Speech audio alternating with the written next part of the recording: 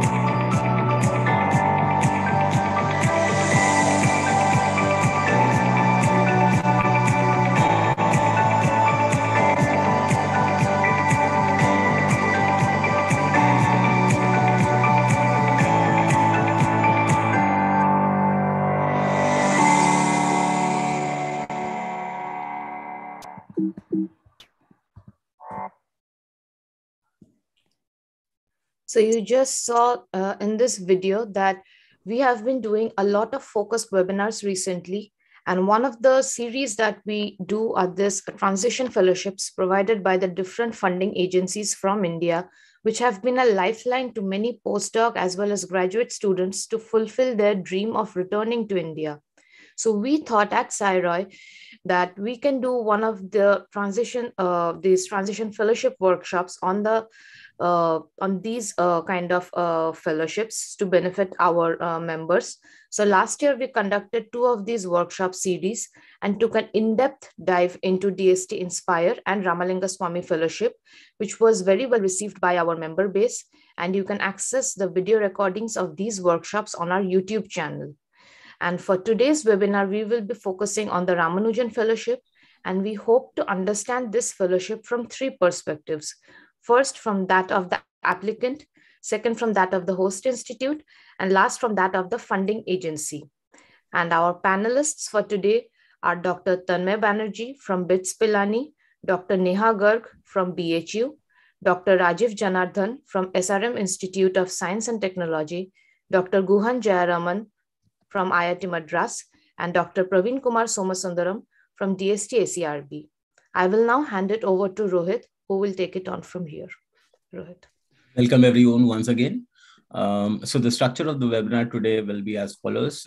We'll first start off with presentations by the past awardees, first with Dr. Banerjee and then Dr. Garg.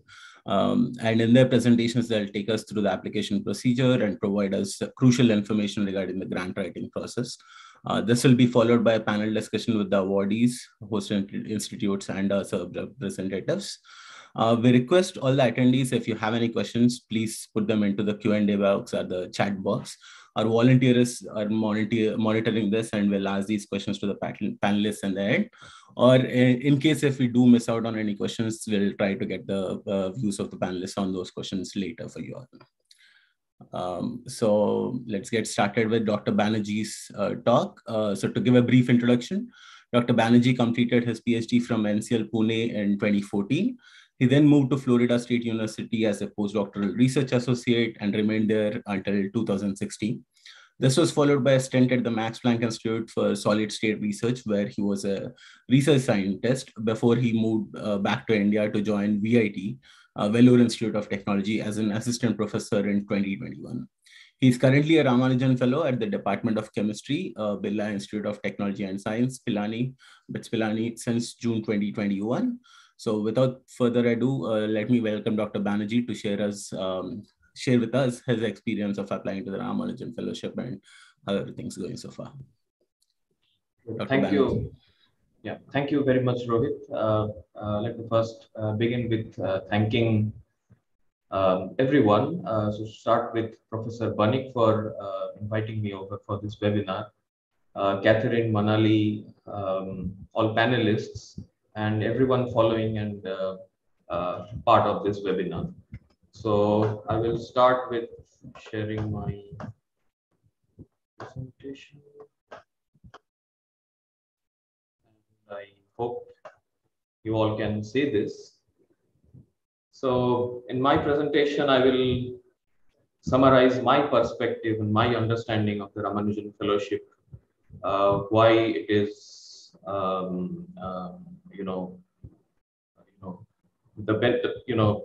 why it's a very good opportunity for researchers to come back to India and pursue academic careers in here, and basically the application procedure and things that you should know before you actually apply, and basically the hows and whats of Ramanujan Fellowship. So as Rohit very kindly introduced, so I am a Ramanujan Fellow. I work at the Birla Institute of Technology and Science, Pilani. So I'm at the Pilani campus. It's been about a year since I've been, I've joined as a Ramanujan Fellow. So in our lab, what we basically do is we study organic polymers for solar fuel photocatalysis. So we do synthesis, we synthesize polymers, we synthesize covalent organic frameworks, which are crystalline polymers. And after that, we study photocatalytic activities. So primarily, we try to study photocatalytic nitrogen to ammonia reduction. And we also do some studies on photocatalytic proton reduction.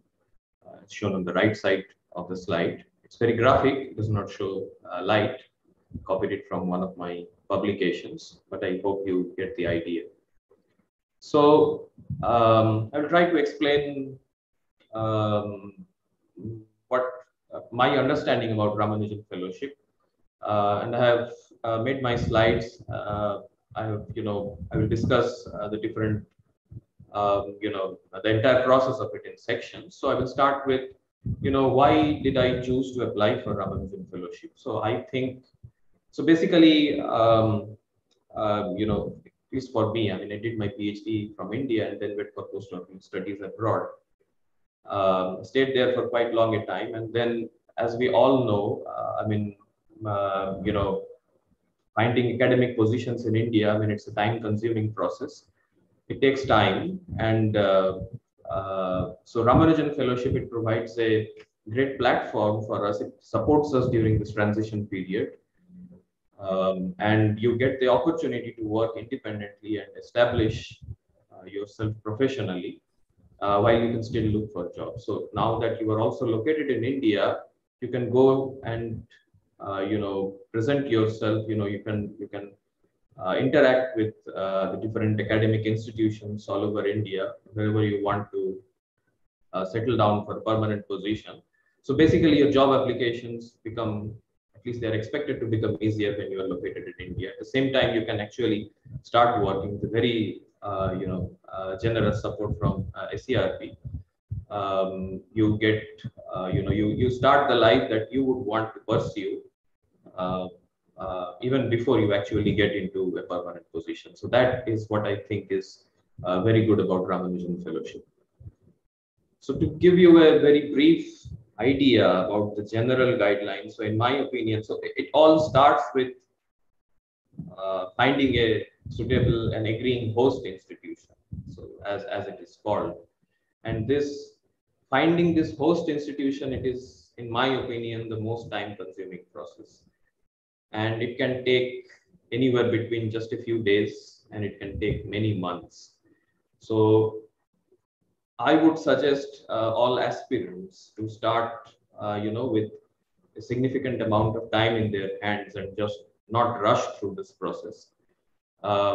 Because in my opinion, this is the most important and the decisive step of the entire thing. The entire, if you do get supported, you get awarded this Ramanujan Fellowship, then all throughout these 5 years, this will be the most important and one step that will have a lasting impact. So one should not rush through and should take prudent decisions. So how do you choose a host institution? That would depend on, well, you could do that. Well, there could be two approaches, to put it briefly. So basically, since we are all accomplished researchers, I mean, that is what Ramanujan Fellowship, only accomplished researchers, they usually write Ramanujan Fellowship. So basically, we know what we want to work on. So one can either decide on the research proposal or at least draft one with the basic ideas, and then find host institutions across India according to their preference, and those that they find more aligned to what you want to work on. Or what you could do is, if you know basically what you want to work on, the basic kind of research that you want to do, you could find host institution and you can talk to them, and and in collaboration with them, you can finalize a proposal. So I basically decided on the first approach. I already knew what I wanted to work on, and I chose host institution accordingly. But as I said, I mean, this is the most important and the most decisive step of everything. So when you choose a host institution, depending on your own situation and preferences, it is best to clarify a few things beforehand. That is what most people do. And so I've not, this is something that it varies from person to person. But I, write, on the slide, you can see a few points that, aspirants do usually, want to get clarification before you decide on going ahead with your application with a particular host institution. So some of the things are whether you will be given an independent laboratory space, whether you will be required to teach, that's one point, or whether you will be allowed to teach. I mean, that could also, be, and whether desired facilities are available at the host institution to the specifications needed. I mean, that, in my opinion, would be very important. Whether you can have your own PhD student, and whether the institute pays for that PhD student, or you will have to pay from your own research grant. Whether you will get what kind of research and administrative support you might get from the host institution, whether there are any additional employee benefits, etc.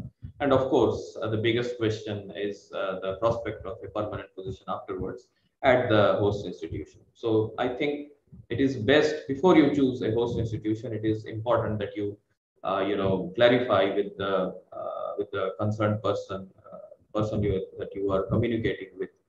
It is best to clarify these things beforehand.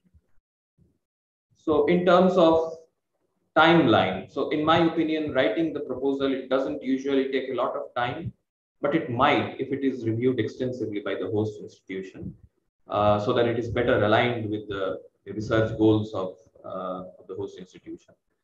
So if that is so, if it is reviewed extensively, and then there is too many exchanges, and if there are multiple people involved, so then it might take time. But otherwise, it shouldn't take a lot of time. So once you choose a host institution, your proposal is ready. You're supposed to get, the host institution should send you a letter of nomination that is signed by the head of the institution. For universities, it could be the registrar. For research institutions, it could be the director. And once you have that letter of nomination, you upload it on this application portal. And of course, there are other things to be filled in. You have to put the name of, I believe, 2 or 3 referees, and then you should put your publications, your brief CV. So the format of all of these, they are available online, and I've also put a link. So all details about Ramanujan Fellowship, including the FAQs. So all aspirants should go through this link.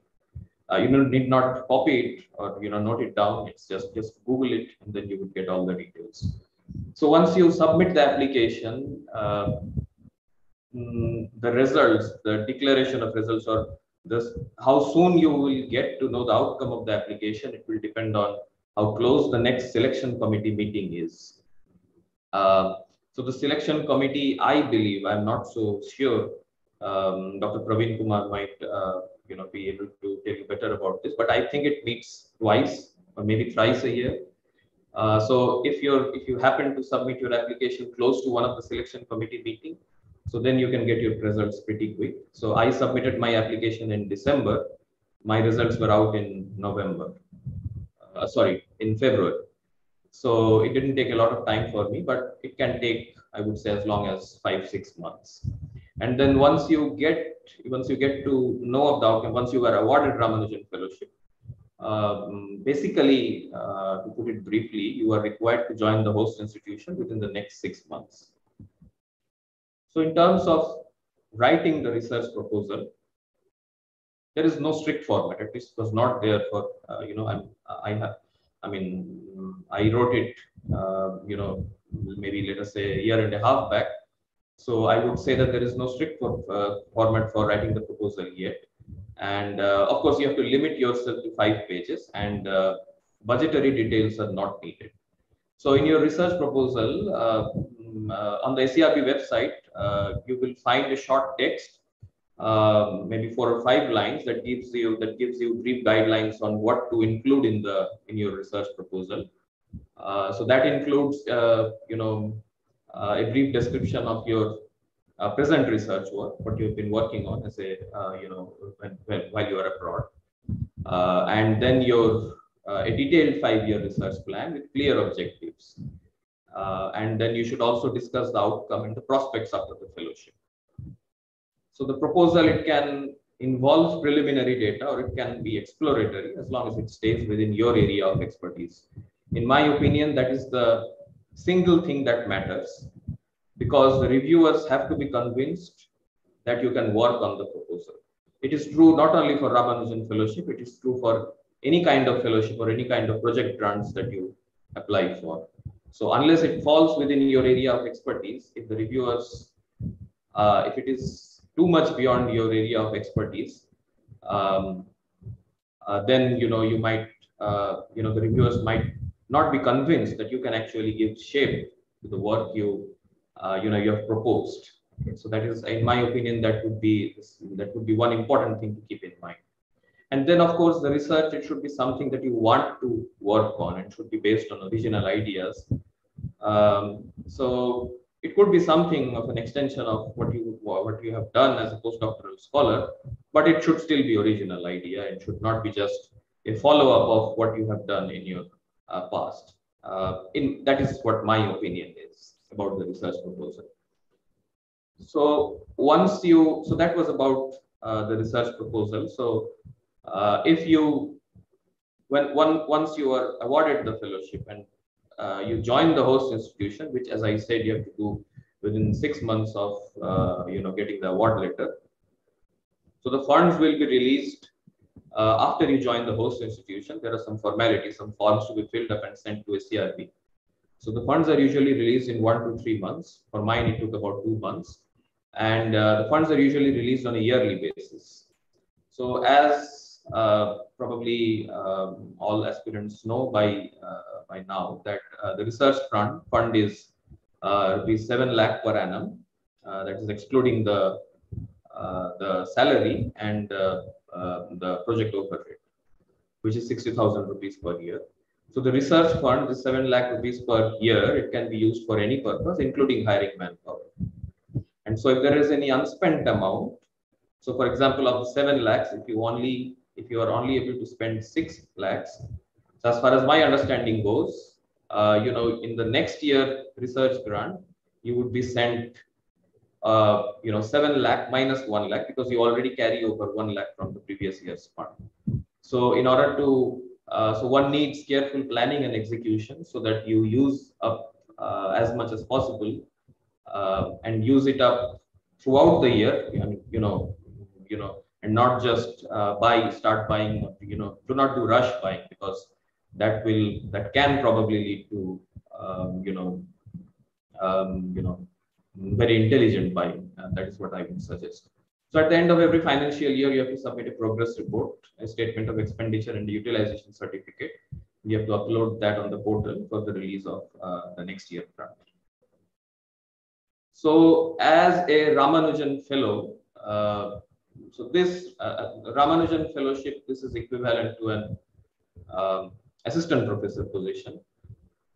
So the general administrative rules that govern this position and functionalities, it varies from institution to institution. Okay. And it might be quite different from the regular faculties of the institute. So for example, there are, basically you are, your position is equivalent to an assistant professor position. So, collaboration with other faculties with regard to your work within your institution, outside the institution, everything that should be possible, and it is even, I would say, it is encouraged. So in terms of building further prospects, I can, so Ramanujan Fellows, as long as they have more than 3.5 years of research fellowship left, they can apply for the core research grant of SERB as a principal investigator. But unfortunately, for many other funding bodies, as I found for my case, writing grants as a principal investigator is not possible. So the access of facilities and everything for your research group, that will be governed by the rules of the institute. I at least have not faced any discrimination. I have not heard of any separate rules regarding the access of facilities for Ramanujan Fellows at any institute for any Ramanujan Fellow. So one thing that one has to keep in mind is that when one gets a permanent position, even if it is the same research institute as you were working as Ramanujan Fellow, so one has to surrender not only the salary component of the fellowship, but also the research grant when one joins as a permanent faculty of any research institution, of any, once you get a permanent position, you have to surrender everything. You cannot carry over the research grant. However, if you want to move to another institute, you can do as a Ramanujan Fellow. So the transfer of Ramanujan Fellowship, that is possible.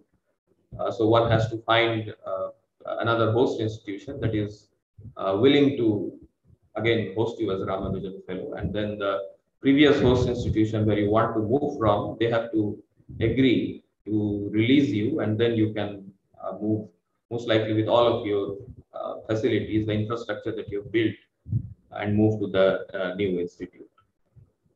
So basically, that is my idea about my understanding of the what's and how's of Ramanujan Fellowship. And I would like to thank everyone again, and then thank everyone for their attention. And I'm not so sure, probably this is probably not the time for questions to be answered, but I will be happy to answer any questions. Thank you very much.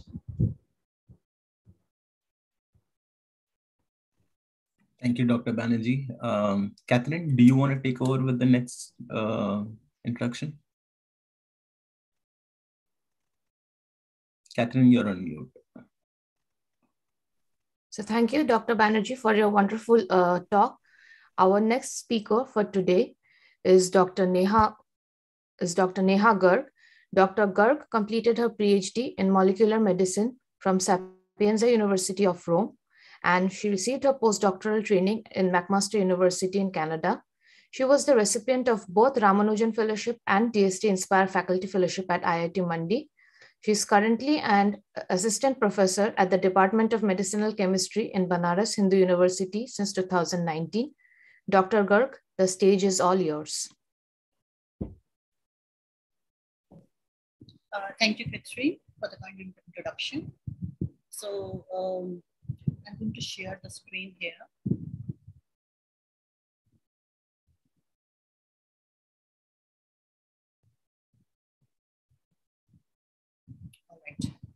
So as Catherine told, I am Neha, and first of all, I would like to thank all the organizer committee, especially Dr. Bane, who invited me for the presentation.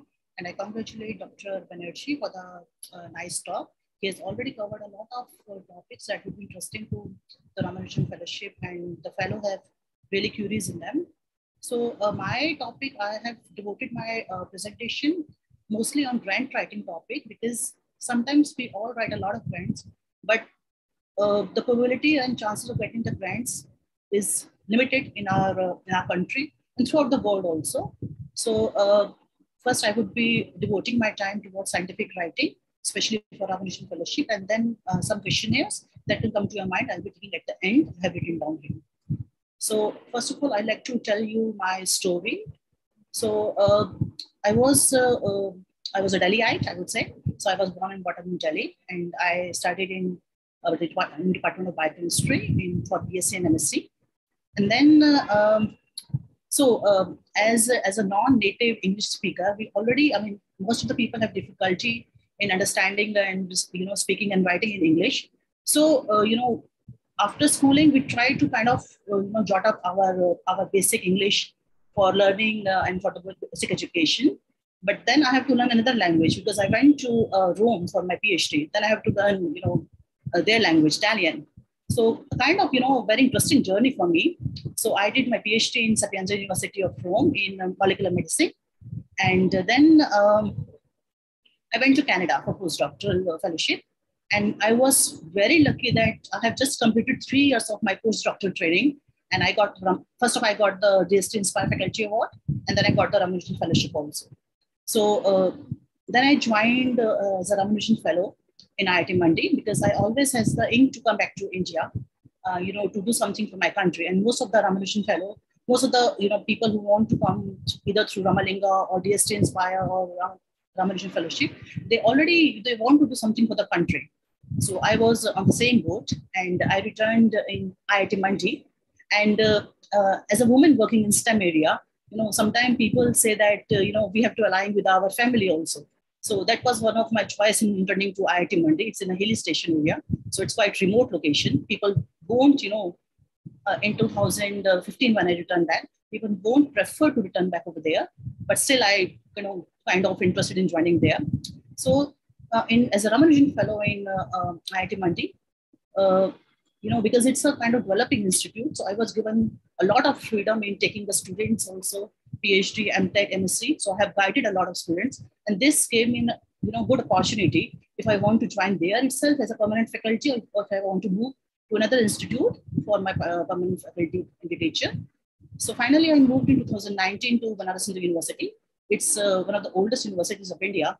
And, I'm working there as an assistant professor now in the Department of Medicinal Chemistry, Institute of Medical Sciences, BHU. Institute of Medical Sciences, because, only the, kind of medical doctors normally work in IMS. So we are the only department in IMS, which is non-clinician department. Still, we work a lot with the clinicians, and we try to work on the samples. So this is the basic content when we write a grant. So we always give emphasis over these few points, like the title, keywords, abstract, introduction, origin. In many of the grants, we also have to write the review of status research, in both international and national, then subjective specific aims and objective, work plan, outcomes and references. So I will give a little bit time on detailing all of these points. So first of all, it's a title. The title, when we write down a grant, and it's equally applicable for all the grants that you write down, the title should be short and it should describe what the research is about, right? So it should be as small as possible, but it should give a lot of details about your project. Try to use a plain language as much as possible. Leave out the unnecessary words and verbs, and avoid the punctuation. So while selecting your project and the title, keep in mind that most of the people work in some kind of disease area, right? I'm a biologist, that's why I'm telling you all these things. So normally, when we try to work in foreign laboratories on cancer or any of the common diseases throughout the world, always remember that a lot of people are working on these areas. So try to work on a project which is kind of a new, but also it kinds of mixes your postdoctoral and doctoral training. Then comes the abstract. So abstract is the most important part of any project, which provides reader the first impression of your project, right? So the abstract writing should be divided actually into few components, like the general purpose, the specific goals of the project, the research design, the methods, and the significance. So all those things should be reflected in your abstract. And keep in mind, we only have to write abstract about 200 to 300 words. So keep it crisp and short, but it should provide all the justification, the details in your project. Next comes the introduction. So introduction covers an outline of your project proposal, which should have at least a few background of the project while you're writing this project. Then it should give highlights of the originality of the project, of how significant your project is. Then it should develop the existing literature and how challenging and adds new information to the existing literature that you are already working on and studying. And it should persuade the reader the importance of your work. Next comes the origin of the proposal, right? So it's kind of a scientific rationale which signifies what you want to work on. So it should justify the study. It should specify why you need to do this kind of research, and maybe some kind of lacuna which has already been not covered in the previous work, you should write down here. And you should justify how unique your study can be. Then comes a review of status and development in the subject, both international and national status, and the importance of the project in the context of the current status, or maybe in the country also, if you want to write down. So the international status, it says the researcher working in the areas worldwide, and the previous research which has been done on the topic should have, and it should also mention the references in the reviews. And we should be faithful to ourselves, and we should follow the ethics that we are writing the correct description of the international status, not hiding anything which can be deteriorated at the later stages. National status. So because my project was on stem cells, so while I was searching, the people working on the stem cell in that 2014-15 time, I did find very few researchers in India which were working on the stem cell problems. So therefore, it gave me a kind of edge if I have to write down on that kind of topic. So keep your research and keep your research in quite novelty area. That will be helpful for you to get the grant. So that we should also search out the Indian researchers which are working in the area, and the research has already been done by the Indian scientist. Next comes the importance of the proposed project in the context of the current stages. So I have already told you, you have to mention the gap in literature and explain what your project can do to fill that gap. And then you have to describe the problem your study can address. So the main thing that I believe the reviewers also see in your project are the objective and specific aims, and how you can fulfill those aims in the Indian scenario. So the research aims at describing the main goal of the research project. They should explain the outcome of your study and focus on how the aims will be achieved. And the research can also be written in a single sentence. Normally, people write in a point-wise status, or also it can be written in a short paragraph. But it's better to get it numbered.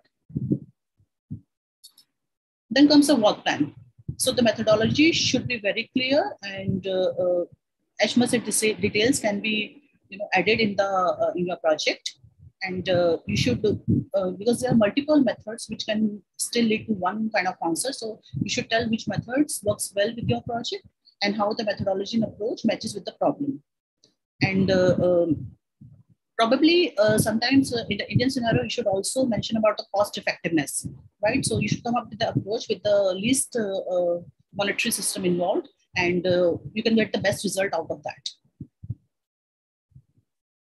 So you should also mention your method is cost effective or not. And if the method is already tested, so you should give the reference of that. And if not, then you may want to avoid those details. And if the method has not been worked in the past, and then you can devise a new approach. So it's not required for the Ramanujan Fellowship, the detailing of the budget, but for the other funding agencies, since we can also write down, I have written down ECR from SERB itself. I got that grant also while working as a Ramanujan Fellow. So in that, you have to write for the budget also. You have to specify what kind of, why you are asking funding for what kind of, you have to divide into consumables, the recurring and the non-recurring and you have to particularly ask the amount, what you do require. So it can also be formatted in tables and figure, and you have to strongly justify it. Not required for Ramanujan again telling, but for the other grants, you have to tell about the cost, material, and if you require equipment, with a very reasonable project estimation. Then the timeline. So you should also tell about how do you want to spend the money, and also how do you want to complete the project aims in different timelines. And you can also mention how your home institution will assist you in running the project. So normally, while working on a project, we go for 1 year description first, and the output of first year will be carried to the second and third year. Basically, for the 3-year project, the output will be carried about second year. We have to fulfill other tasks like task 2 and task 3, and the output of those can be filled at the later stages in the third year. And the final one, this diagram tells the timeline, and the final one can come with the project outcomes. So in the expected outcomes, you can discuss about the possible results of your proposed study and how this result or the significance of the work with the relevance of the studies. So remember this point, the strong grant proposal requires a long time to develop. It's not a one-day job or a week job. Normally people start about 3 to 6 months before. So start the process early and get the feedback from several readers on different drafts. You can take the feedback from your friends in the same fraternity, or if you want to go to a certain professor that you may require, that you know, and you can take the the help of those people also. And it's better to get it revised by the person working in your specific area. So you should also remember to make the connection between the research objective and the answers. So this is the complete flow cycle. So I'll start with the on the extreme left side to identify the research problem first, and how you have to secure for the funding agency. You have to write down the full application, and then you have to go to the funding agency, ask about the your proposal, whether it's giving you, they will give you the monetary support or not. Then if they finally accept it, that's well and good. Then you carry out the project, and then you have to report regularly to the funding agency. If not, then you take the reviewers' comment suggestion and try for another funding opportunity elsewhere in the world.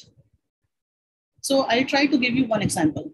So how do you decide a problem that you want to work on? So I, being a biologist, work on 2 different areas, on stem cells and on tensor stem cells. Stem cells in my PhD and tensor stem cells in my postdoctoral research. So I was working on the microRNA. So I remember that I have expertise in microRNA, right? But I would not try to write the same project here for my Ramanujan Fellowship. So I took the idea for microRNA, and I was working on the brain cancer. So I know some of the signaling pathway that is working well in case of brain cancer. But then when I designed the project, I took these 2 ideas, and then I have designed some new project with the delivery of microRNAs using nanocarriers and using the computational-based discovery for those of the oncogenic signaling. So the idea here is basically you take the idea from your PhD and postdoctoral fellowship, which you are working on, but do not replicate the same ideas for your Ramanujan grant, right? So try to give some new inputs, and that can really be, make you more successful, because you don't try to replicate your old laboratory to your new laboratory. So finally, my life as a Ramanujan Fellow. I will try to give you some details. So why did I choose Ramanujan DST-SERB Fellowship? So as we all know, it's a prestigious fellowship, which it's a re-entry fellowship coming back from abroad. And I was qualifying the application. And because I got the Ramanujan Fellowship at the age of 29, and I got the DST-SERB at the same time.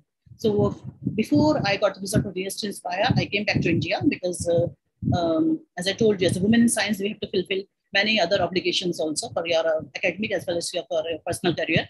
So I came back on DST-SERB faculty fellowship. I joined it there. And after 1 month, I got the result that I was also selected for Ramanujan Fellowship. So for 3 months, I led the DST-SERB faculty fellowship, and then I resigned and I joined Ramanujan Fellowship, because you can only have 1 fellowship at a time. Even the grant purpose, for the grant also, you can have only 1 grant at a time. So what was my timeline for writing the grant proposal? So I started 3 months before submission of the grant. So that's why I'm telling you, you have to start well in advance, maybe 3 to 6 months it takes, and try to get the input from your friends, from your colleagues, from your seniors whom you trust before submission. So I took about 2 months. How long did you? So it's about 2 months in my case. So how much time after submission did the interview take place? So I submitted my proposal in maybe in May, and I got the interview in September.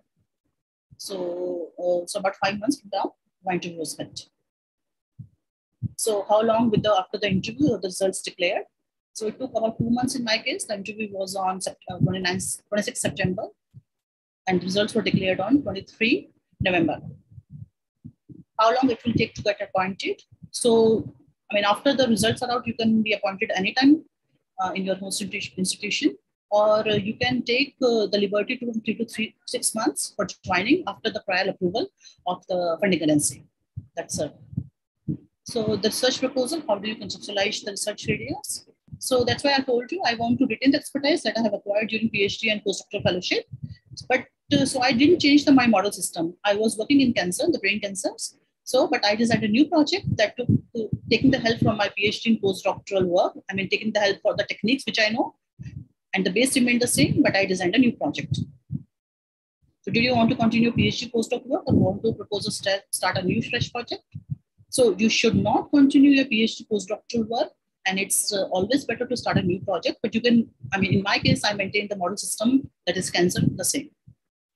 Did you have to adapt your proposal in the context of the current Indian research and then societal scenario? Yes, definitely. You have to modify your research proposal, thinking in the mind that if you want to apply for any of the institution, okay, for the big institutions like IISc or IITs or ISRs, they have a good facility. But if you want to join any university, which maybe the state university or the central university, which still doesn't have so much facility, so you have to always modify your proposal according to that Indian context. Are there any sources where applicants can access a sample for successful proposal? I didn't find any kind of source, but yeah, I took the help from my seniors and they were great to advise me for writing the successful grant proposal. Does the proposal need preliminary data or it can be exploratory? So I didn't include any data in my proposal, though it can be a good idea. Did you get it reviewed by an expert before submission? No, I didn't get it reviewed by an expert, but yeah, I took the help from the friends and the seniors. Reference letter. How many reference letters do you need, and do they prefer the Indian recommendations? So I provided 3 letters of recommendation, and out of 3, 2 were from one was from my PhD laboratory and one for the postdoctoral laboratory.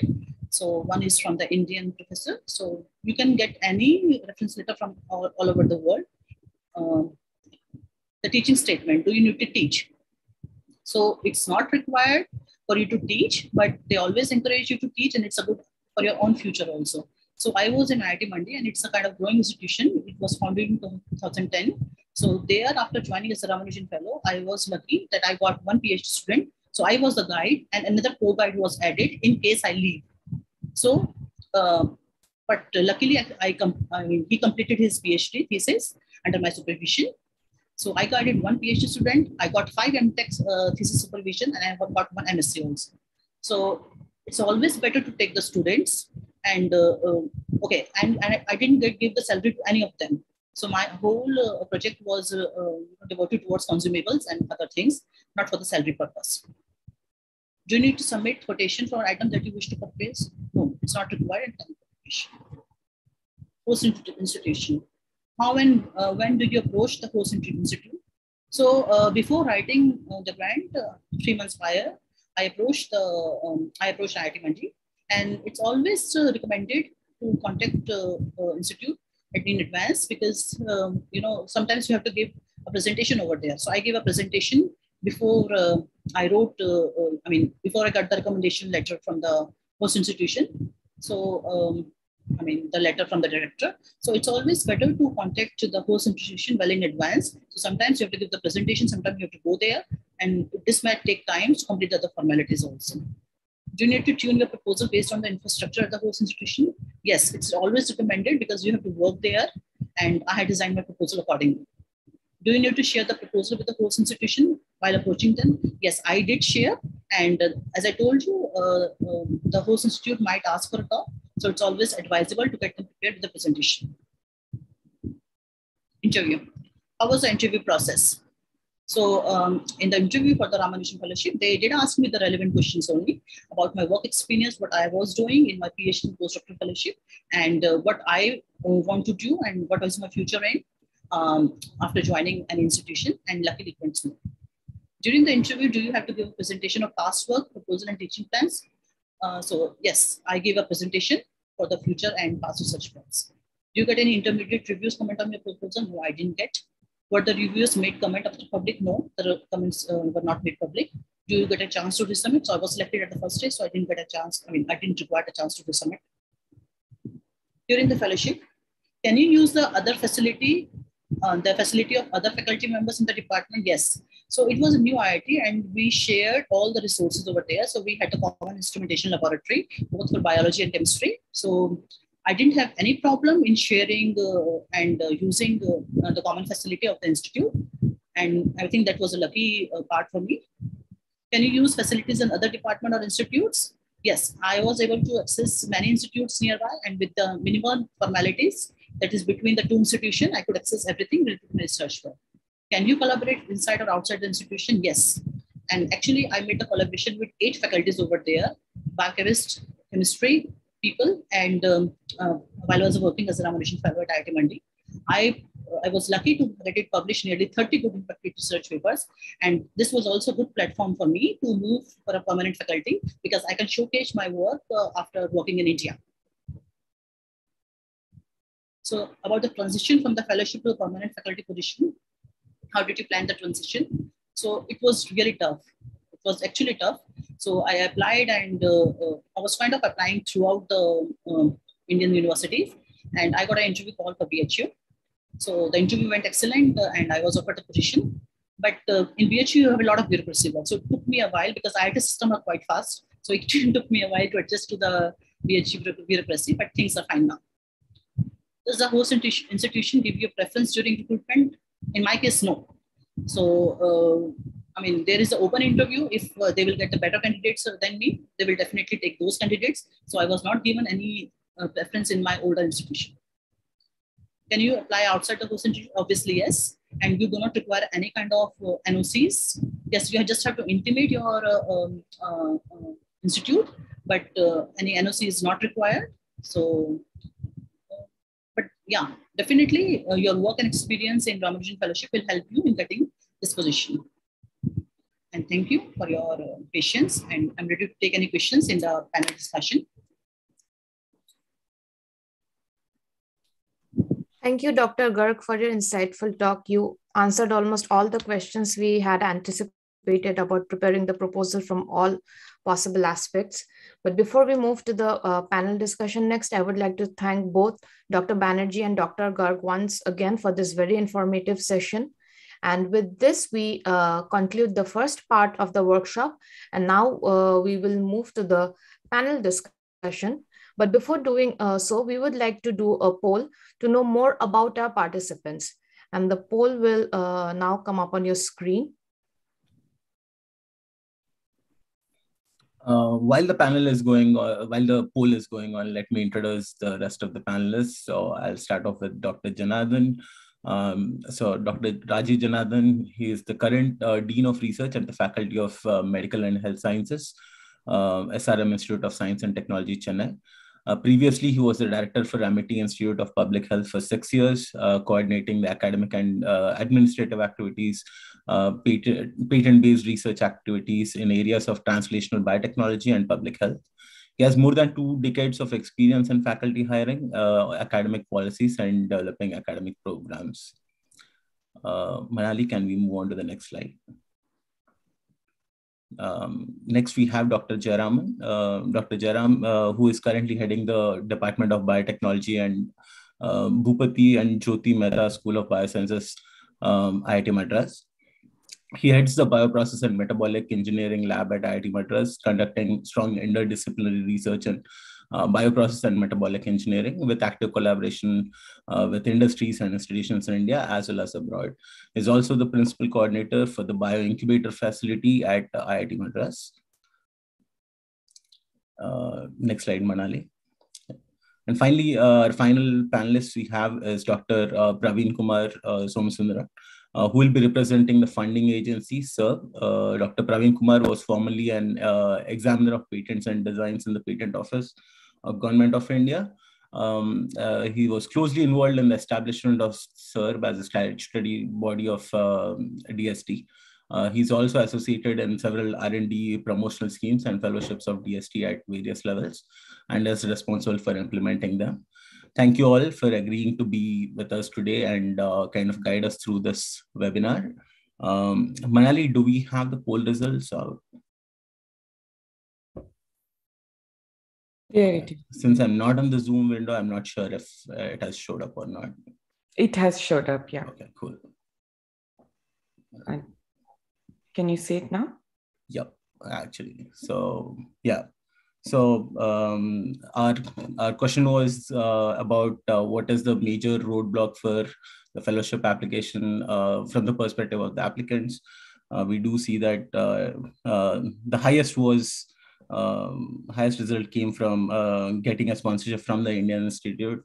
But the audience does also feel that there are issues with identifying a good research question, putting together the application, and finding the relevant information and all. So with this segue, I'll try to get into the panel discussion. We have kind of divided the panel discussion into two broad categories. I'll be moderating the first part, and Catherine will be moderating the second part. So yeah, thank you, Manali. So the first part that I'll be moderating will be on the process of grant writing and evaluation of the grant.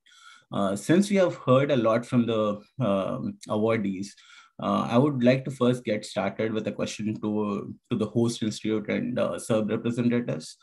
So the question is, how does the host institute select the candidate? As in, maybe Dr. Jaram or Dr. Janardhan, if you could give an idea into how your hosts come out, like with the, is there a selection committee, and are any of the faculty candidates paid to any senior faculties? What happens if there are more than one applicants and all? Do you want me to take the answer first? Yeah, Dr. Janardhan, you can go ahead and get started. All right. So at SRM Chennai is one of the unique universities which has both the engineering and technology division as well as the medical school in the same campus. It's a rare feature in India. So as far as the selection process is concerned, depending on the strength of the prospective candidate, there are deans, and there has been there is a central committee which actually is responsible for screening the application. Initially, there is a steering committee where registrar, in my case, if the applicants are writing for MHS, that is Medical and Health Sciences, Pro VC, myself, Dean Research, who is from Engineering and Technology side, and then from other individual domains of SRM are all sit together and then screen the applications. And then what is most important is, one thing which, Dr. Neha and Dr. Banerjee gave their own perspective. Since I also transitioned from US back to India 10 years ago, and so I'm just talking, is actually context has to be maintained, the Indian context. Translating and adapting your research with respect to Indian conditions is most important. And more importantly, when a candidate writes or chooses a host institute, what is the brand value he or she is adding to the host institute? These are very important questions. And then when we talk informally and formally to the candidate, one of the basic things we try to understand is, what is the growth trajectory of the candidate? How does he or she add more valuable experience than what is so-called the forefront of expertise? We would prefer, every institute across the country has different yardsticks of defining. Now, with the advent of NAC and NERF ranking systems, even the medical schools have started paying a lot of attention to research. So it's the fundamental reason why these candidates are absorbed into a university like SRM is essentially because they add and bring more research value into it, and their research is cutting edge, forefront, and should add valuable amounts of like knowledge and actually a new area of expertise which would add value if you understand. Second thing is, when you work in a developed healthcare, say I'm just taking the example of a healthcare ecosystem because I'm just that doesn't mean that I'm not talking. It's easy to tell me because people tend to look at, say, United States, Europe, Australia, or any country. Their research is focused on the healthcare needs of that country. So when you are designing the problem, please look into it whether that is aligned with the Indian context. This is something very, very important, not only for the Ramanujan Fellows, but also for any researcher who is desirous to get any grants from any of the nodal agencies from the Government of India. As far as the selection process is concerned, we do believe in merit. Definitely, one of the speakers told that your past publications have seen a lot of this thing. Yes, they carry weight because they essentially show what is your capability to produce. But what we would like to see is how independently you can ensure that if not the same level, at least equivalent to it, how can you do it? Yes, we do realize research does not happen overnight. But if there is a process, say, for example, I'll just tell you that I'm a basic scientist. I headed a Institute of Public Health. So one of the things I'm realizing is when you start off before your lab gets set up, and then so you can start with critiquing articles, writing short comments, correspondences, systematic reviews. That sets the ball rolling. So you're not twiddling your fingers. And you know, if you are a self-starter, you are automatically going to attract the attention of students, fellow colleagues, faculties, and interdisciplinary enterprise. Before you realize, you will have, like Dr. Neha told excellently, that she had 8 or 9 faculty, multiple papers coming out, 30 odd, which is an amazing number, which she got. And what is more important is the quality of those papers. Because when you go after a fellowship as prestigious as Ramanujan and transitioned into a faculty position, obviously the onus is on you to show where you came from, what was your enterprise, and what is the future trajectory of your enterprise. I hope I have succinctly been able to answer your questions without actually garbling facts, because one of the things any host institution would look into is what is the bandwidth of the project, what is the brand value they bring, and what is the kind of research, how does it help? Like as we move into post-COVID era, the problems have become more important and the solutions have become disruptive and interdisciplinary. In that context, how does it help? At least with respect to SRM, and this is the mandate I have from my management when I come and enter with any of the prospective candidates for Ramanujan or Ramanujan Fellows. I mean, I hope I'm not taking more of your time. I would like to hear other people. No, that's good, Dr. Janardhan. Thank you for your input. And I was just informed by other moderators that Dr. Jairam is not here today yet. So sorry about that. But we would like to hear from Dr. Praveen Kumar about the views of SERB on how they do the application screening process, and what do you look for in fellows, Dr. Praveen Kumar? Good morning, good evening to all. See, it's a very interesting. In fact, after listening to Dr. Tanmay and Dr. Neha, my job is very simple. In fact, they have explained the fellowship program very clearly, without any ambiguity. What the plus points are there? What are the preparations that you have to take it before applying? So thank you for the Dr. Tanmoy as well as to Dr. Neha. So basically, we believe in three pathways. In fact, I should say that if you consolidate all those activities, I can group into three pathways. The first one is identify the best. So we get large number of applications, large number of nominations from different institutions, and most of them are good. I mean, of course, I can't even say that if you see the selection pattern, I can't even put a particular number or something like that. For example, see the last selection, of course, happened, which is 22 in January. See, out of 84 nominations, 40 were selected. Okay, so that is again. And if you go back and see the earlier, and for example, the 21 July, if you see that, only 16 could be selected out of 83. So the percentage does not, see, that's what I'm saying. That's why I use this word, best out of the lot. For example, January 2021, it was 26 out of 65 nominations.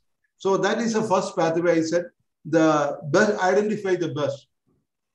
And second pathway that we believe is that ease of doing fellowship. Ease in all matters. For example, you see that, the application, I should say that the nomination format, very simple. 5 pages, there is a guideline which is given in the website, what is expected. The application is not so complicated, only a few questions. What is best 10 publication in the last 5 years? How and what is your research proposal? What do you think?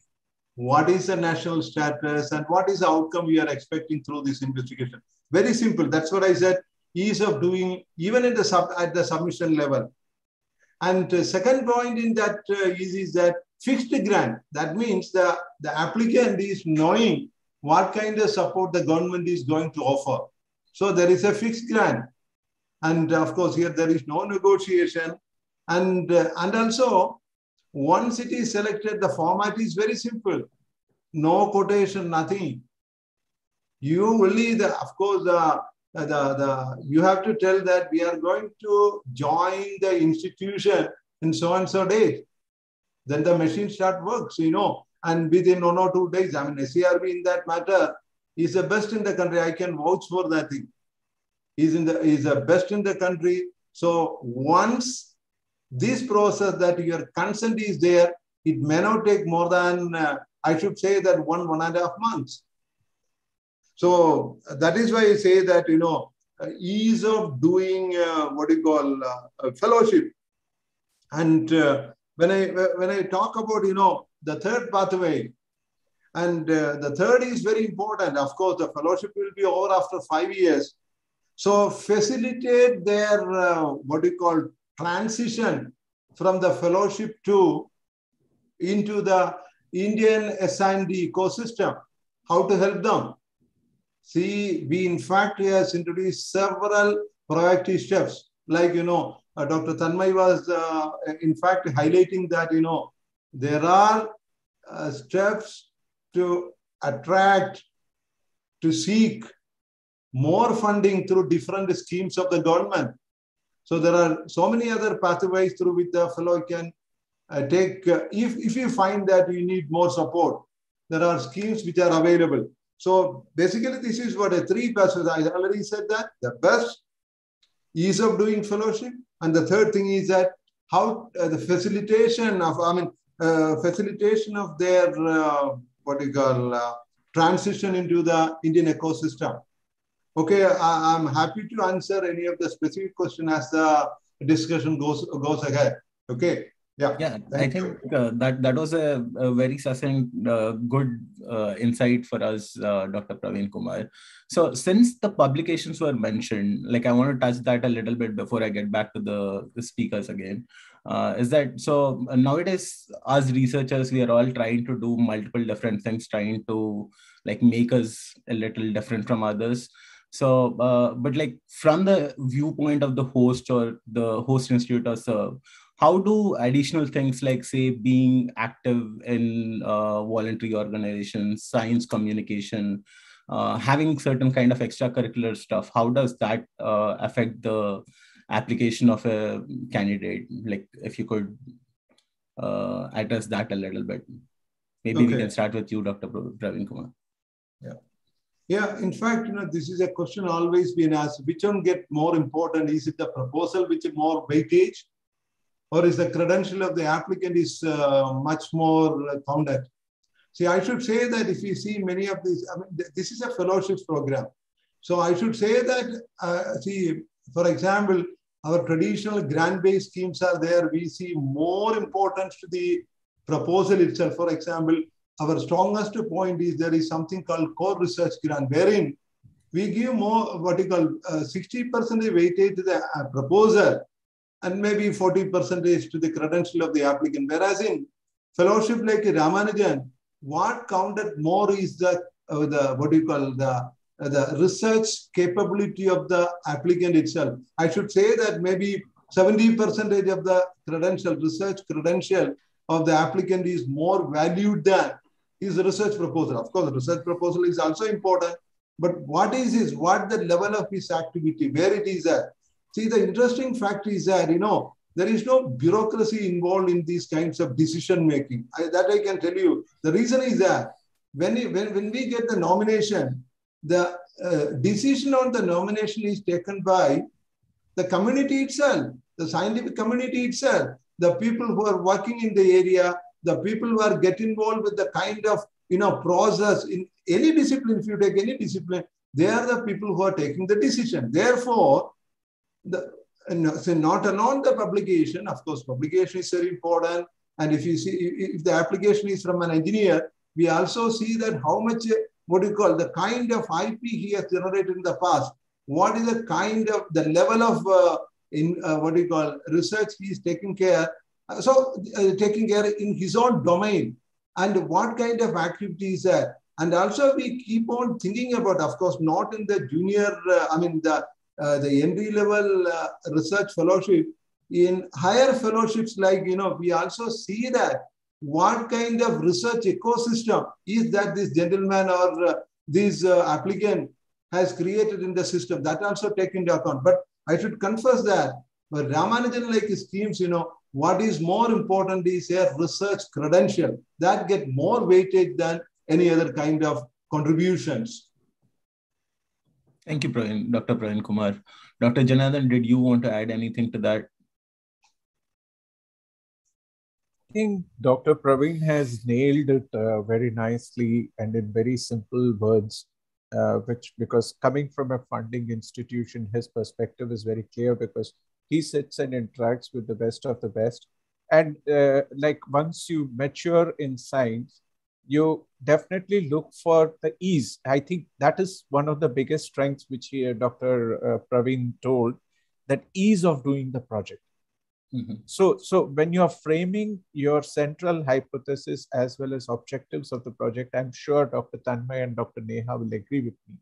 Ease and attaining the projects and doing beyond, preferably, so that the funding institution, is able to assess and analyze the performance, and also in the review meetings give very constructive suggestions.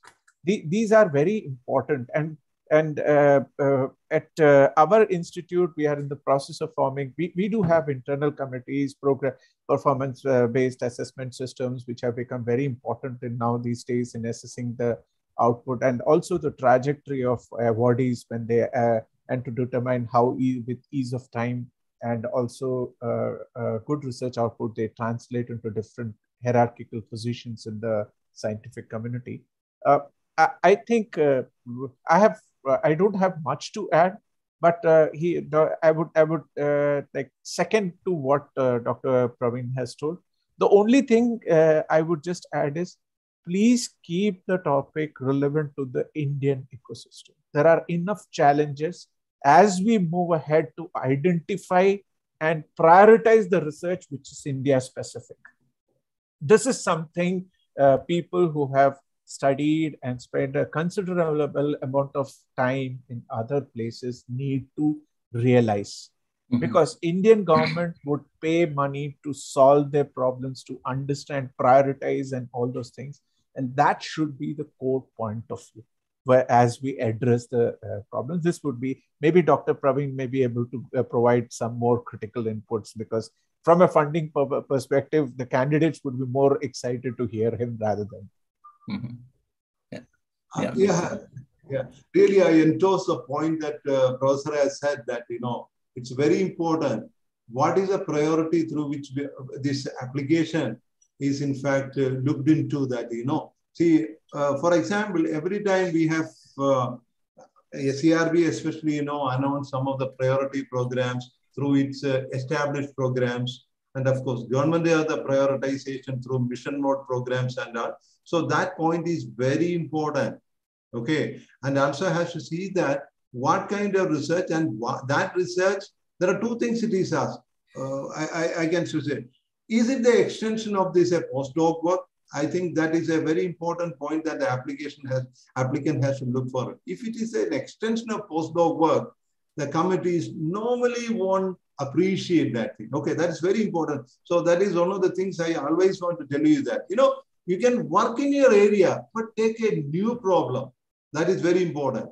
And second is that, of course, the areas that, how that the area matches with the priority of the government. For example, recently there are so many buzzwords, in fact, buzzwords which are going around, quantum computation, quantum frontiers, cyber physical system, AI-based system, and all. And of course, normally, these things are some of the points through which the entire system will carry down.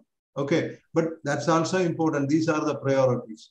That I endorse the point of Professor Janardhan. Yeah. Thank you. Thank you, sir. Thank you, Dr. Praveen Kumar.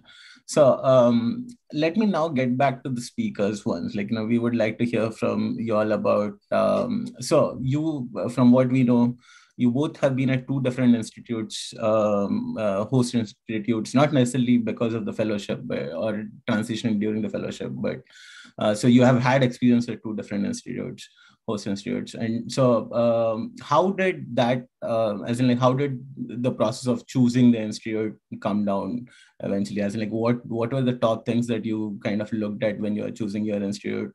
And things that you were okay compromising with when finalizing the institute. Dr. Garg, do you want to go first? Okay, so when I was working abroad and I was trying to return back to India, so my priority obviously was getting a permanent position, right? Everyone has the same motive, I think, after they want to return back to India.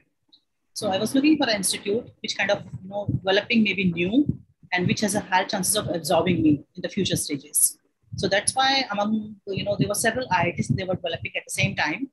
And I have chosen one of the IIT as my host institute because sometimes it's easy. Frankly, I'm telling you, sometimes it's easy to get the mentorship from our institute, which is still kind of not established well and which will grow with you and you can grow with the institute. Right. So that was one of my, option. Other was, as I told you, a human has to compromise on several things. So sometimes personal reason also matters for a woman. And this was my second reason, definitely. But unfortunately or fortunately, whatever the reason is, I was not absorbed there. So the major reason for reaching to IIT Mandi was to get it absorbed. But I was not absorbed there. And then I have to look for the other opportunities throughout India. And I was filling up the forms because, luckily I didn't require any kind of NOCs. So I was filling up the forms and BHU kind of popped up and I joined there. So that was a story for me. Thank you, Dr. Garg. Dr. Banerjee. Okay, so Dr. Garg has answered the question aptly. So basically, it is very difficult to find host institutions, irrespective of your credential, I would say. It's really difficult to find host institutions who are willing to host your application. And of course, everyone has his or her own criteria. As I said, for example, I wanted to have my own PhD student. And then, of course, the first thing is you would want to look for a position where, look for an institution where you've got the most chances of getting absorbed. sometime during the tenure. So that is the, I would say, for almost all of the Ramanujan Fellows or the Ramalingam Swami Fellows I know, this is the primary reason. The primary criteria when they choose a host institution. Of course, you have to find an institution where you will still be able to do the research that you propose. So and finding a perfect match, where you do not have to compromise on the research facilities, and where you have got very high chances of getting absorbed. That is not very easy. So yeah, I would say it is choosing the host institution is primarily, so it is not an abrupt decision. So what I would say is you look for institutions where you think you would kind of complement with your research field, you would complement the ongoing research at that institution. So that, in my opinion, it would enhance your chances of getting absorbed. So in that way, the research that is done at the institution and the research that you do already, that matters as well. So it's all interrelated, I would say. Yeah. Thanks for your answer, Dr. Banerjee. I do want to once just remind the panelists that there are a lot of questions that are being asked in the Q&A session. While we carry on this chat discussion, if you guys are free and if you see a question that you can answer, then please feel free to type out the answers in the chat. I think with that, we do have a few questions from the chat that I would like to check, as in ask once.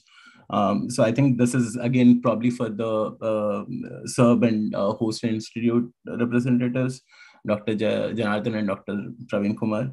Is there a preferred number of years of experience as a postdoc, and can industry postdocs also?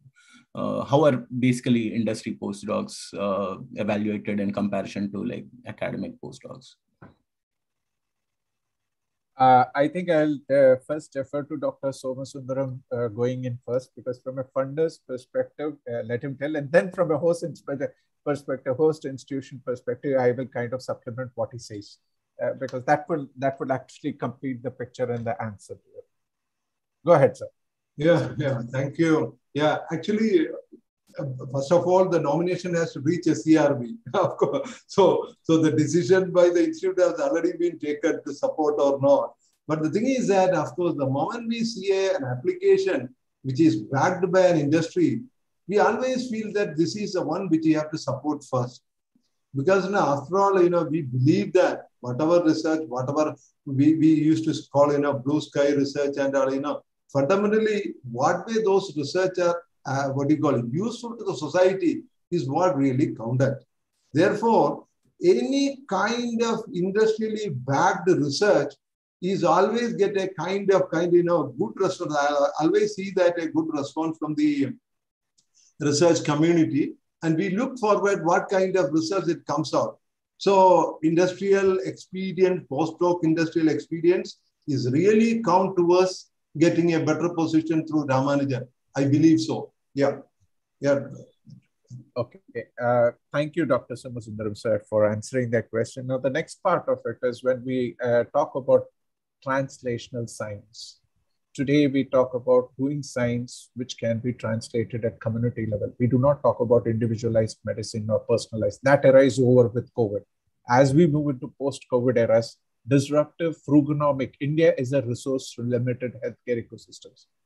And we need to be disruptive, and we need to bring partnerships in PPP mode where the government will support some and the private parties with. And so your experience as from the industry perspective will always help in inculcating the culture, or let's say broadening the horizons of innovation and entrepreneurship in university.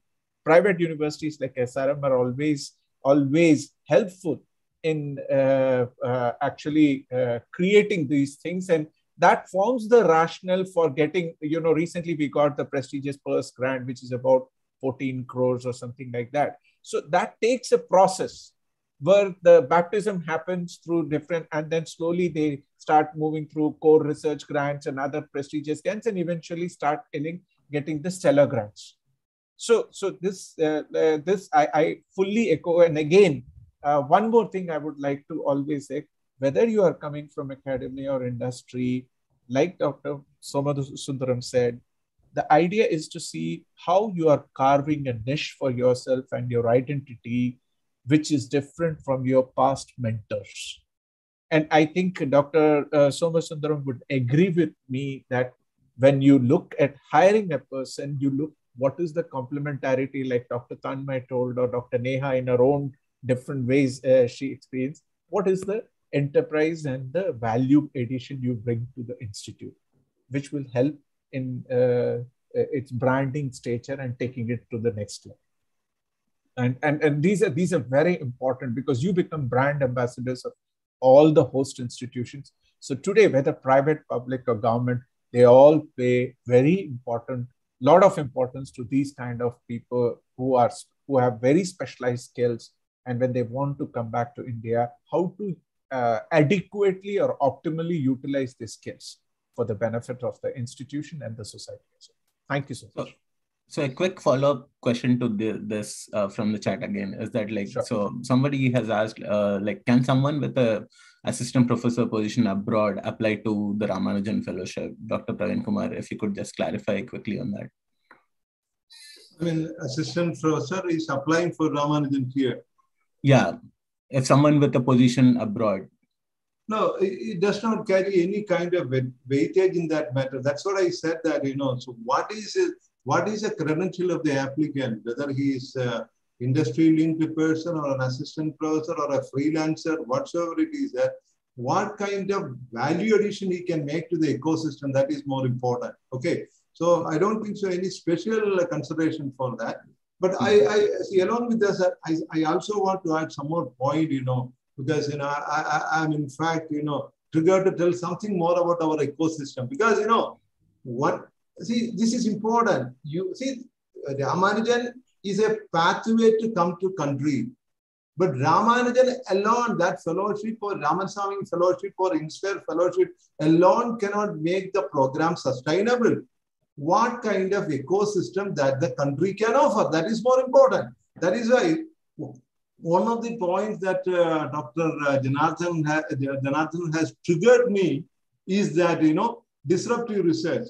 See, the kind of ecosystem, science ecosystem, R&D ecosystem, the engineering ecosystem, the translational ecosystem, the innovational ecosystem that the government is nowadays creating is different. I have to tell that some of the points. For example, see, earlier we never thought about, see, if you have a wild idea, for example, you always support if you have, for example, you are working in a particular area, if you establish that you can work in that area and have some lead point, you support it. But now we have a full-fledged scheme, which is wherein we say that if you have a crazy idea and you don't, maybe you may not have any proof for that thing. It has come out of box or something of that kind, For example, I have a good theory which has no proof, but I believe that it is profound, it is disruptive, it can make a lot of translation, nothing to do with the experience alone, even theory alone can do that. Government is offering a full-fledged scheme, no cost limit. We call it Supra, SERB Supra. So SERB Supra is a scheme for crazy ideas that also the government offers nowadays.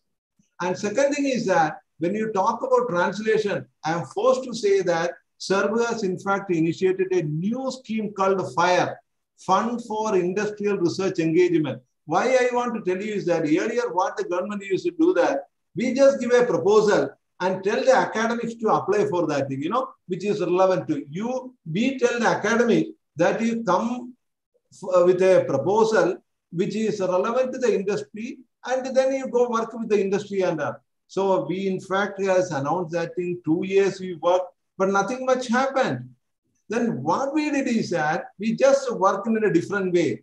We called some of the industries. We had a lot of discussion. We conducted some conclaves and all. We identified certain industries and we asked them, gentleman, or what do you call, what kind of problem that your industry is having. You define your research problem. So we didn't ask the academics. We asked the industry. You define your research problem. Okay, then if you have a research problem, what do you do that? We put money on that. So the promise is that you just challenge the academics with your research problem. If you put X money, SERB is also going to put X money. That means 2X is available to solve your problem. The condition is that you take the academics along with that thing. So we call it SERB FIRE is a new initiative of the government. So these are the new steps which has happened in the country to improve our ecosystem, S&D ecosystem. So Ramanujan is a pathway, but we are also building systems in our country to make the people who have come to our country to contribute to our country to take. That is what I told you in the beginning. Facilitation of these people or translation is also one area where we are working very seriously. I just want to tell, because, Professor has in fact instigated me to say some of the things like, disruptive research, translational research. That's what I thought of telling that. Yeah, thank you. Yeah. Thank you, Dr. Praveen Kumar. For this part, I think we have answered a lot of questions. You guys have answered a lot of questions already. And I'm sure there are more questions. But in the interest of time, we'll now kind of move on to the second part. I do notice that Dr. Tanmay Banerjee and Dr. Neha Garg have been typing out answers. So thank you to both the speakers as well. Catherine, do you want to take over from here on? Yes. Thank you, Rohit. And thank you to all the panelists for engaging with us. So now I will move on to the next part of the discussion.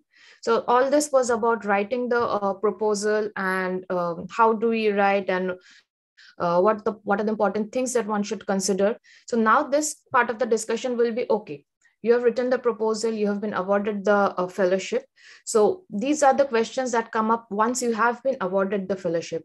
And we think that these questions are important because this will help the participants or the applicants determine how they will frame their proposal or have it in their mind, how they will spend the funds once they have it. So my first question will be directed to Dr. Praveen Kumar. So Dr. Tanmay touched a bit on how the funds can be utilized.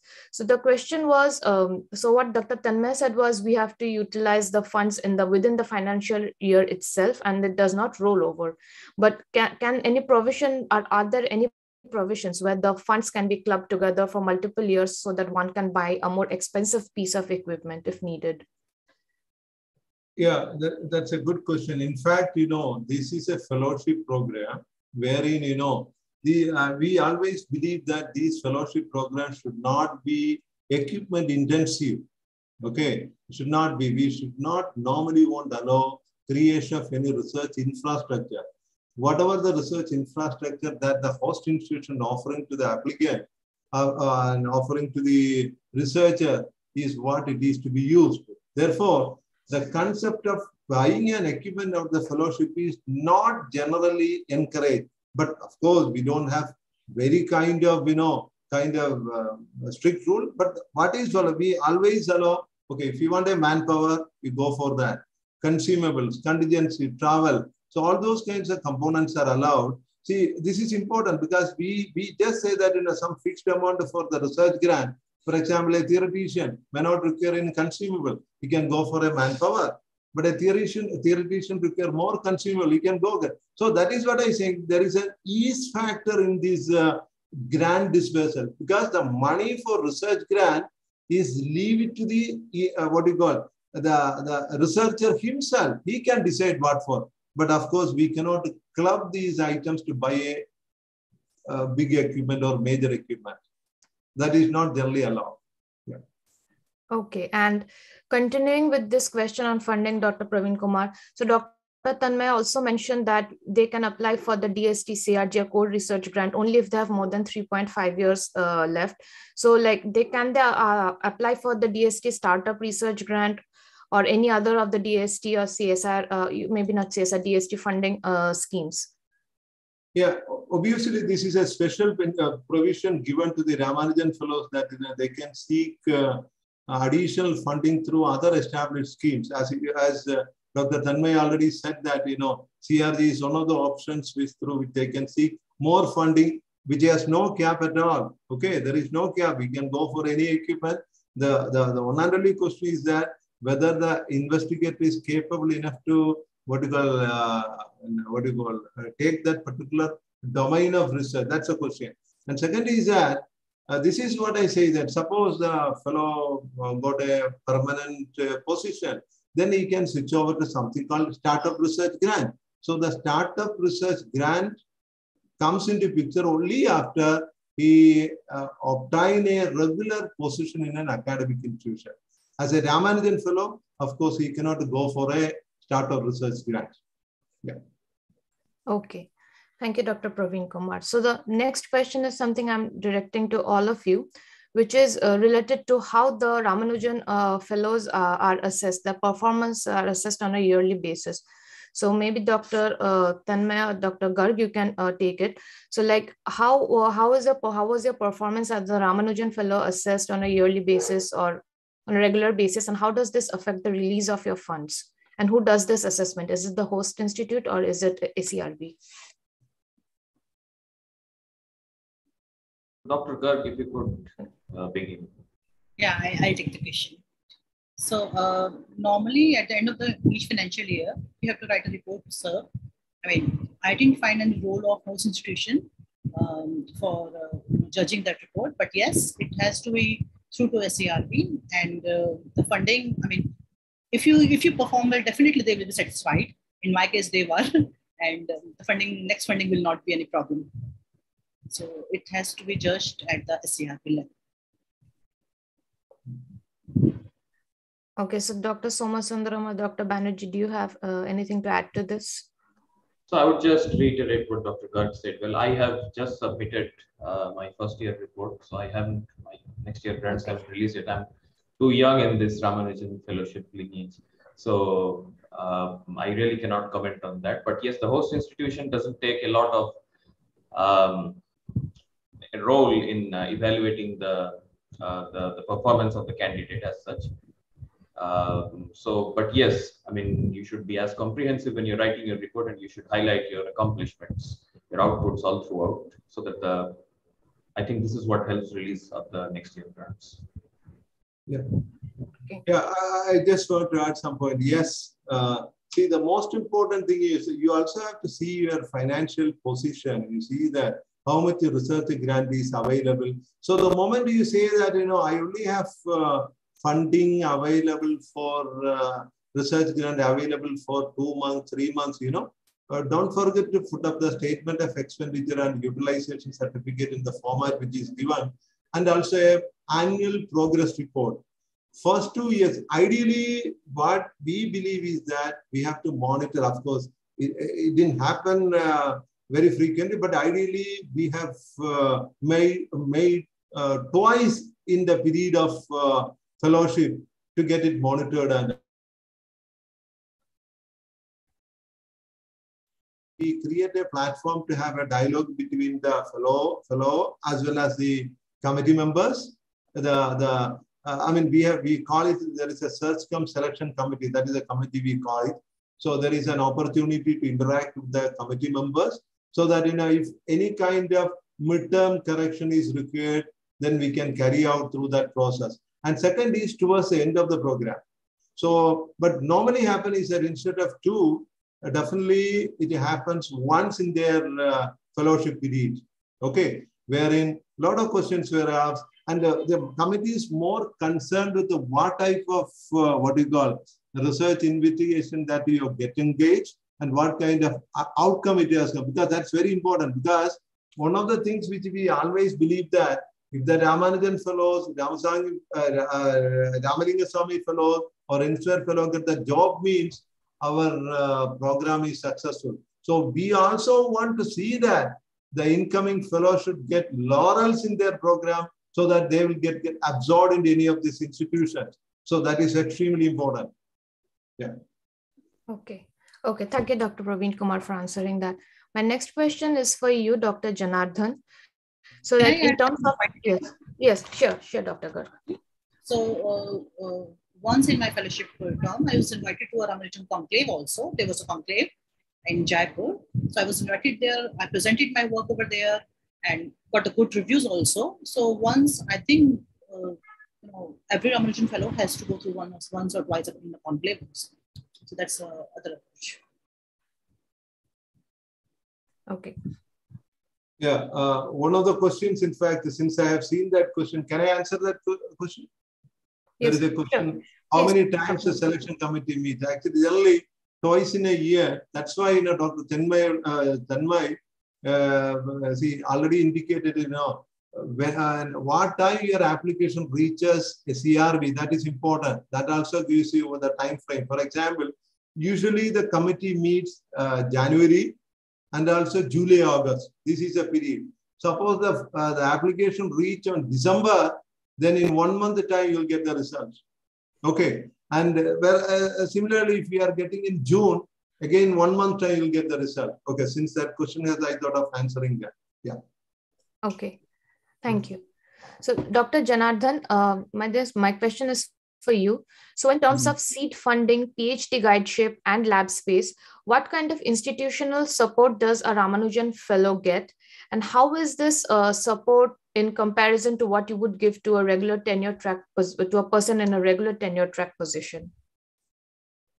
Very good question. So, seed funding and space, gone are those eras when individual labs are getting established. There is a core lab facility.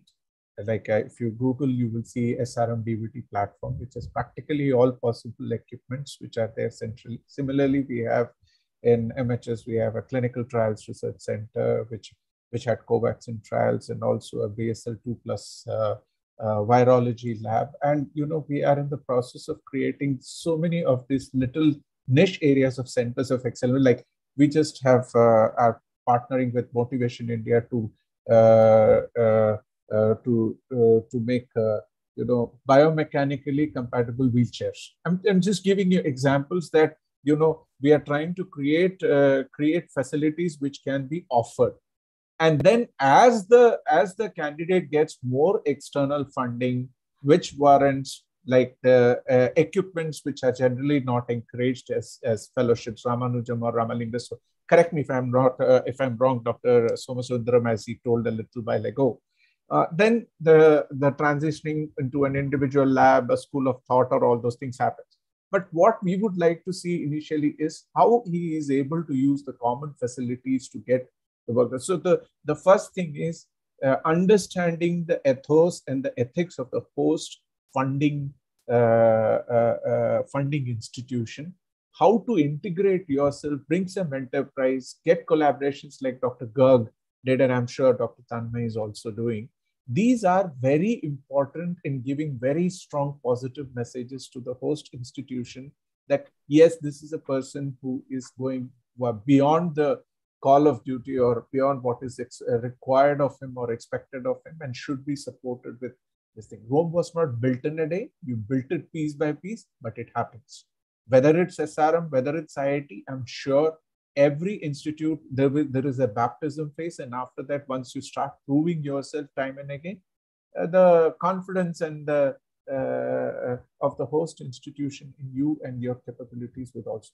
What is more important is as you develop carve out your niche or identity, the host institutor is always supportive of that. I have seen that in my previous institute, and also seeing a very proactive response in my current role as well as in my current institute, that how young faculty are. If we have, I'll just give you a story of a young faculty, reasonably young faculty who used to do vaccine trials, and he was given special space in the hospital to create the Center for Clinical Trials. So, which is quite a swanky unit. It's got an 8 patient bedded system where he's attracting a lot of clinical trials from pharmaceutical companies, biomedical companies, startups, and because he was associated with co-vaccine trial, we are also trying to help him to get a BSL-3. facility for which IRFA grant is currently on. It has been extended to 20th June. So, this way, when he shows enterprise, the host institution and all of the so-called senior people like me, I'm somewhere in between. We all join forces to help that person to become more and more independent and more rise. Because when he rises, he takes the institution also up along with himself. I hope I have been able to answer your question. It starts. Seeds are there. PhD students are definitely a currency which will help. I would say that it is required to establish it, because you may have certain transient schools of thought which will require certain brainstorming, some simple functional experiments. What is most important is financial discipline as well, which Dr. Somasundaram sir has repeatedly emphasized, that if you plan your research properly, you can finish the work well in time. Say 12 months work in 9 to 10 months. That gives you sufficient time to compile your work and also write your report. And sometimes due to administrative delays here and there, it can happen. But at that time, like you should be multitasking at any given point of time, so that the core energy does never dissipate. This is very important, and that's why I like the way Dr. Neha told that she established collaboration in a short time with 8 faculty, which resulted in 30 papers. That is a good example. That is really a good example. That is why in the review conclave also, she got good response. This is something to be very nicely appreciated. I'm sure but having said that, every Ramanujam or a Ramanujan Swami Fellow has a different trajectory. Some are late bloomers, some are early bloomers. So let's not compare. Let me say that let's give each individual enough time to prove themselves, and then hope that they will add value to the research ecosystem of the institute and eventually the nation. Thank you. Okay. Thank you, Dr. Janardhan. Thank you for elaborating so much on this. So my next question is along the same track, but slightly different. So this question we discussed about the scientific infrastructure that are available at the host institute, but what about the non-scientific aspect? So do you have any, say, professional development program for Ramanujan Fellows that can help them transition to a permanent position, or that can ensure their success? For example, teaching workshops or something like networking events or something like that. See, as far as SRM is concerned, I can tell you there are regular faculty development programs. Some of it is because it is a mandate of both NAC and NICE, that every host institution needs to mandate these kind of programs. And what is assessed is the feedback response of the candidates who have attended these programs is equally important. So it is mandatory that if you have an ethos on research career, you must have a mix of teaching, because teaching will attract good students to you. And that good students will add value to your lab, whichever level they come from, whether it's undergraduate, postgraduate, doctoral level. At all levels, you will get enterprising individuals. It's like how we are able to tailor that passion, or let's say that energy, into something more constructive is depending on our individual capabilities. So FDPs, not only for Ramanujam, for the entire faculty ecosystem, are important and happen regularly. We also in MHS have continuous medical education, which exposes, we get eminent clinician scientists from different walks and different specialities, and they add value. And so scientists and any of the faculty are more than happy to attend those kind of lectures, which are periodically held every month at the institute. I hope I've answered your question. Yes, thank you, Dr. Janardhan. So Dr. Praveen Kumar, so the question I have for you now is, what initiatives are taken by ACRB to integrate Ramanujan Fellows who do not manage to find a permanent position after the fellowship tenure? So do you have any networking events or some other opportunities for them? So how do you take care of such fellows? Yeah, it's a good question. In fact, after all, we made a platform to make our people to come back. Sometimes, things will not work the way we wanted or the fellow wanted. It also happened after 5 years. the absorption of the what do you call the visiting faculty, visiting fellow may not happen at the host institution. So what we thought about that thing, I think 2 or 3 years back itself. So what to do with this kind of, I mean, it's not many, of course, we have learned that close to around 80% of the 80 to 90, I mean, because I don't have the last statistic, but we did in the past, 85% of Ramanujan Fellows get absorbed into the system. We have some data on that. But what about the other people? So what we did is that just to give them more opportunities, for example, to explore further. I mean, we started a program called SRS. SRS is SERB Research Scientist.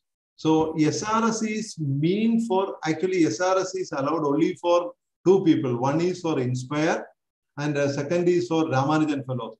If they are unable to find a permanent position in Indian systems, the SRS offers fellowship for 3 years and 2 years, extendable for 1 more year. So through this, program. Okay, so there are opportunities, but we always say that it is better to,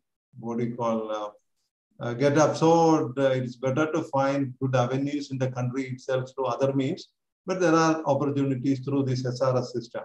Yeah. Okay. Thank you, Dr. Praveen Kumar. So this is another question that I have is from the perspective of women applicants. So for women recipients, are career breaks due to maternity leave counted within those 5 years of the fellowship? So, or can they get an extension for the maternity leave that they take? We consider that, of course, the time through which the fellow has taken the leave will be compensated. So it is also a kind of extension is given beyond that 5 years, but within the overall frame of fellowship and all. So that is a provision which is currently we are having. Okay. Okay. And another question that we had from the chat box was, so suppose if a research proposal of an applicant is in an area where no domain expert is available in the ACRB selection committee, so what will happen to those proposals? Do they get rejected, or do you send them out to some experts outside the selection committee?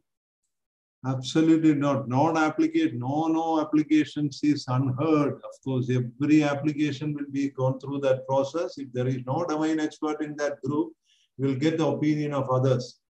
So all application will certainly go through a kind of peer review, which can be within the community of the experts or outside, but it will be reviewed and appropriate decision is taken. And never believe that, an application with no expertise, an application which has no expertise, find it the community get rejected. Absolutely not. That's not. Okay. Yeah. And does ACRB have any preference for any area? So I guess you get proposals from all areas, life sciences, physical sciences, engineering sciences. So is there any area that ACRB supports or prefers, or all of them get equal preference? Absolutely. Good science, wherever the good science or good technology comes out, ACRB is there. Yeah. And also one question, of course, I have just flashed. Can I take that thing? Yes, please. Yeah, actually about 40, see, somebody above 40. Actually, this also has been debated, deliberated a lot. Actually, we like to see that the applicant, the fellow who is coming to India, should also have an opportunity to get a job. If we take the fellow at an age of 40 to 45, what kind of offer the system can give him for getting a permanent position is questionable. Therefore, the upper limit of age is put it as 40. Okay. At the time of nomination, the age should not be above 40. Okay. That's a clarification I would like to give. Yeah. Okay. So now that we are coming to the end of this webinar, this is my last question and it is open to all the panelists. Just a quick one. So what do you think is the most important factor that to determine the success of a Ramanujan Fellowship from the point of view of the application and then to succeed as a Ramanujan Fellow? Just a quick answer from all the 5 panelists. Dr. Garg, can we start from you? So I would say, first of all, passion. passion to come back to India first. Second, passion to adjust in the Indian scenario. Third, passion to handle any kind of situation that you can face in the Indian universities or institute. Fourth, passion to collaborate because everything is not possible individually. Fifth is passion to relocate. So if you're not getting, chance of absorbance in a particular institute where you are, you should relocate and try to search as soon as possible, right? Among the factors that you have listed here, I would say make your CV, definitely your CV will shine. Come up with good papers. Not everyone has nature or science. I didn't have full nature or full science. I have obviously the sister journals, but definitely your proposal should be very strong. And as our panelist said, it should be Indian focused, Indian problem focused, and it should be achievable, right? You should not write on the foreign terms because everything in India is not easily accessible. All the big machines are not easily accessible. So be practical, be focused, be passionate, and arise, awake, and do not stop until your goal is achieved. Thank you. Thank you, Dr. Garg. Dr. Banerjee. Okay, so with regard to the success of the proposal, I will give you my honest opinion. So, as a researcher, what I would like to, having stayed outside India for about 7 years, I would like to see, some more certainty with regard to, getting a permanent position when you're back in India.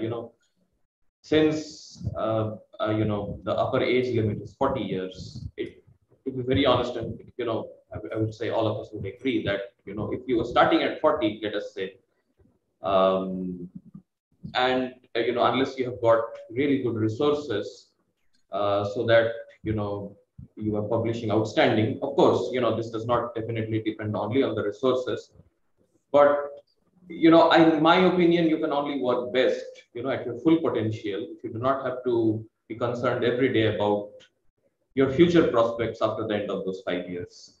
So this is something that, in my opinion, this is not exclusive for a CRP or for any academic institution, but for the Indian system in overall. If it is for such a prestigious fellowship, I think this should come parallel with it. The support should be there. Because someone who has proved his worth outside India, someone who has studied and then been brought up in this educational system and still prospered outside India at some of the best places. So they will eventually do good as long as there are prospects. So this, in my mind, should be something that could be looked upon and, something that could, bring more potential to such fellowships, I would say. Sure. Dr. Banerjee. Dr. Janardhan, your perspective on this? See, two things. I think Dr. Neha gave the perspective from the candidate's point of view, very pointed, very focused. Dr. Tanmay wanted assurance. When a host institution supports a proposal or takes a new faculty candidate, they don't look for short-term durations because there is investment in terms of time, in terms of mentoring, in terms of provision of facilities, platforms, and so many other. At least this is what I have seen in my limited tenure at SRM and also in my previous institution, is people are welcome and try to see that how best we can support them to achieve their aims. And in that process also learn to understand what is the trajectory of the institution, of the individual pre and post fellowship. So a lot of things is so one of the things we are deciding is that we should try to look at a kind of a performance-based appraisal system even for these candidates internally, not for this thing, but to have a tab on what exactly is the research work going and how it is happening. Otherwise, suddenly the committee is supposed to sit after, say, 4.5 years and trying to give a news to the candidate. In this case, if you have periodic reviews with the candidates or informal discussions with the mentors in the specific who will be at the head of dean and above, then the candidate also gets proactive advice in response. which hopefully also helps the funders like Dr. Praveen Kumar to actually understand, and actually it is easy to review the progress when when certain level of mentoring is there. Although the expectation is that once you come back to India around 35, 40 years, you would have a certain level of independence which you ought to get. But everything has to be earned. Respect, either academically, professionally, has to be earned through your deeds and deeds. And that is the way. It is a collaborative endeavor. The host institution, many a times, at least I can tell with respect to SRM, will be proactive in looking at long-term goals for the candidate, should the candidate fit into the scheme of things and show desired response and proactive response in the case. This is something I can vouch for it. I'm seeing it. They do go and establish centers of excellence and facilities for faculty who are doing outstanding work, and do not hesitate to promote them at any particular level. And I can tell you that this enterprise, so individual enterprise by candidates is definitely required as they transition.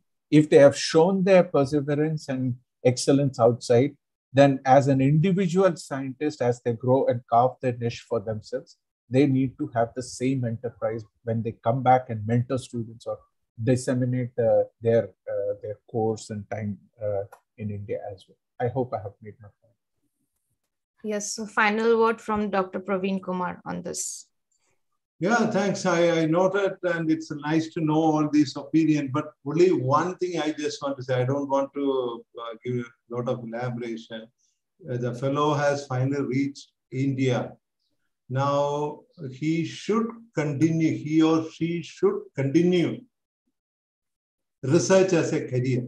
That's all I wanted. Research as a career. He should not leave or whatsoever happened, he should continue research as a career. That's all I just want to say. Yeah. Okay.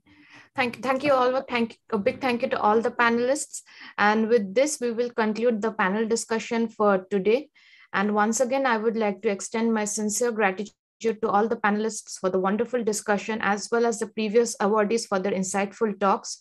And we hope that all the participants on this workshop found this very useful, and it will be helpful to them in future so that they can land a Ramanujan Fellowship. And we also thank again all the organizers, the panelists, and the participants for making this event successful. And with this, I would like to hand it over to Manali, who has an announcement to make about a future event. Thank you, Catherine, and thank you to all our panelists, speakers, and attendees for being with us for this webinar. We hope it was useful. We will be having the YouTube. On YouTube, you can rewatch the webinar if you would like to know more of some of the details that were discussed today. And with that, I will just quickly mention that we do have an upcoming event, which is our 4th virtual recruitment drive, where we bring together multiple recruiters from India, from academic to industry. And this time we have 15 recruiters, including SRM IST, from where Dr. Janardhanan represented today. And we will be, the registration is actually already going on for applicants. So if you're interested in going back to India and in the coming few months, and you would like to apply for some positions, do check out our website. And the registration is closing tomorrow. So do check out and register. And you will get a chance to apply to all these recruiters who have joined our drive. And you will also get a chance, if selected, if shortlisted, you will get a chance to get on a one-on-one interview or interaction with them on our platform. So with this, thank you everyone again, and wish all of you a good rest of the day. And thank you again for joining us. Thank you so much. Thank you so much, everyone. And have a great day. Thank you. Thank you, everyone. Thank you all. Thank you all. Thank you so much. Bye. Pleasure meeting you virtually, Dr. Somasu.